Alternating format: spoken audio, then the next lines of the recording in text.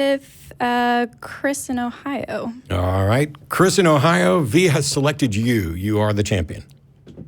Thank you. I feel honored. I want to try to describe a particular kind of atheist, the self-described proselytizing atheist. I want to try and describe who that person is. Why? Why? I'm just curious. Because, what will that serve? I want to split you atheists into two groups. I want to divide you. Okay.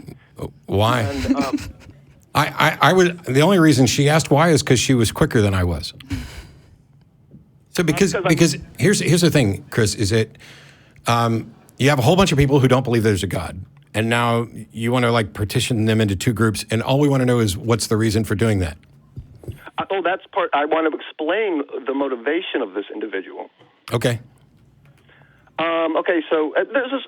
There's a small narrative here, but so please bear with me on this. She is the atheist who is openly and actively attempting something very difficult. The level of difficulty does not discourage her, and the openly part depends. So this person's non-binary or gender fluid because we switched from he to her. Well, why not? Okay. Hey, I'm down. Cool. They're describing me. Let's go. I'll stick with the human with the vagina. She is actively and openly attempting to create more atheists, just through the power of her own arguments and her personal persuasion. She's trying to increase the numbers because she believes something that excuse me, this is way harder than I thought it was going to be. Yeah, can I interject for a moment? Please. You're not going to like this, but I'm glad that you were okay with it. I found a long time ago that trying to describe somebody else's motivations is an exercise in futility. Pretending that you can read somebody else's minds and know how and why they do things, you're often going to be wrong, and really it's going to tell us far more about you and your projection. As somebody who pretends to read minds on stage, I can tell you that so far you're kind of bad at it. And the point that I got, the thing that got me to this point is when friends of mine were discussing abortion, and they would say the religious right just want to punish women for having sex, or the religious right just want to control women's bodies, or the religious right want to subjugate women on the basis of biology. And in every one of those things, what they're saying may be true, but as soon as you ascribe somebody's motivations to it in an argumentative sense, you've undermined... I'm sorry, am I being argumentative? Hello? Hello? Were you accusing me of being argumentative? No, I'm describing something about pretending to read people's minds. Oh, I don't believe in that sort of thing. Yet you're here trying to describe motivations of someone other than yourself. True. So stop and let me finish. Sure. So when they would do that, I would say that it was much wiser, instead of saying they want to control women's bodies, to say that whatever their motivations are, they are enacting legislation that has the effect of controlling women's bodies or making women subjugated to their biology. And that this is honest and accurate. Because if you try to talk about a particular person who wants to control women's bodies, and let's say I'm an anti-choice person and somebody comes at me and they're like, oh, you're just trying to control women's bodies. If that's not my motivation, then I get to dismiss that person. And so strategically, it's unwise to do the thing that you're doing, which is, hey, this person has a motivation of wanting to increase the number of atheists. For example, I would be happy if the number of atheists increased, but that's not my motivation for doing this. And I'm not saying that you accuse me of that, but if somebody had said that, I would just know that they're wrong, and now they're telling me more about them. So instead of trying to divide up atheists into this group of motivations, because I honestly think there's not a single vaguely reasonable motivation that you could say that wouldn't apply to some atheists. Oh, some atheists are mad at God. Some atheists want there to be more atheists. Some atheists care about truth. Some atheists were physically or emotionally abused. There's a motivation out there for everybody. And that's probably why V and I both immediately went to why. I still don't get what the deal is to say, let me tell you about different type of atheists. I can answer why. Okay. I'm a very curious person, and even though I'm not a woman, I try super hard to figure out women. I'm trying to put my place in a woman's mind or a black person's mind, or maybe the mind of a baby. I'm just curious. You know what the solution to that is? Oh, I'm finished. Okay. Yeah, what? Talk to them. Stop pretending that you can read people's minds and talk to them. You did. That's what this whole call has been. You are telling me about the motivations of people in an abstract sense. I'm not being abstract. I'm trying to be very specific, but you didn't let me finish.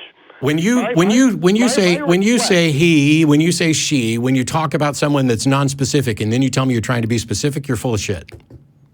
No, I'm trying very hard to be specific. I want to describe who I think this person is. I'm not interested.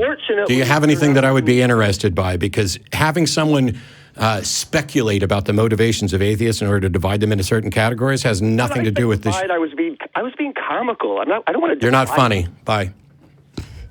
Also, just throwing that out there, not all vagina havers are female. That's right. And not everyone who uses she, her pronouns has a vagina. So. Exactly. Yeah, there were like 43 things that each of us could have jumped in to correct right off the bat. That's probably the best tip you're going to get out of me today. Stop pretending to read people's minds and talk to them. You want to find out what somebody's life's like? Talk to them. Because I'm a somewhat recognizable public figure, and there are countless people out there who, because I'm open about way more shit than I probably should be, they assume that they know what my life's like. They don't. And we tend, all of us, to evaluate, and this is not something that you're going to easily get over, but we tend to take all of our baggage and all of our thoughts and begin evaluating things under that lens. Everybody does it. The key is to do what you can to stop doing that. If you really want to understand what it's like to be somebody or what their life is like, ask them. Because I guarantee you, people who think they know what my life is like, unless you're like at my house on a regular basis or hanging out here at the ACA and getting way too much information about things in my life, you probably don't know. And just yesterday, there was a guy who emailed earlier in the month. Mm-hmm. And he had emailed many times before, but this time he wanted to ask me what my thoughts were on repealing the Second Amendment.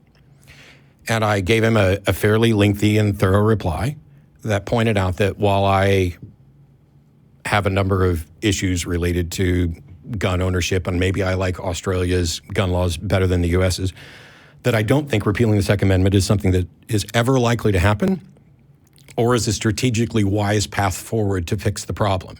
Because first of all, it's in the Bill of Rights. It's going to be the Sacred 10. And the process by which you go through to amend the Constitution is ugly and clunky. And that comes down to kind of like a majority rules type of thing. It's not easy.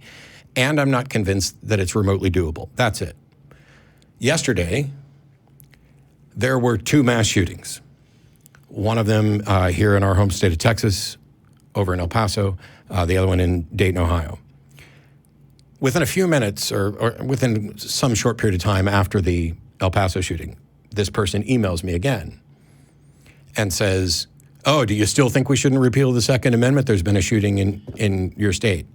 Now, I was at the building working. We're getting ready to do nonprofits. I've got president duties and communications duties. There's a lot of transitioning stuff going on. I've got the show to do today. I'm doing a podcast tomorrow. I'm doing a hangout on Tuesday. I'm doing a debate on Thursday. I'm preparing to do magic show and a bunch of panels at DragonCon. I don't have a lot of time. I have 14,000 unread emails. And I'm very grateful to Justin in particular for handling as many of those as he possibly can. And so I just wrote, because he said, "Do you still think that we shouldn't be trying to repeal the Second Amendment?" I just wrote, "Yes, I don't have time for this." That was it. Now, okay, that's curt. This person wrote back and said, "Well, of course you don't have time for it. You're scared to have the discussion because the facts oppose you." And that's always the reason.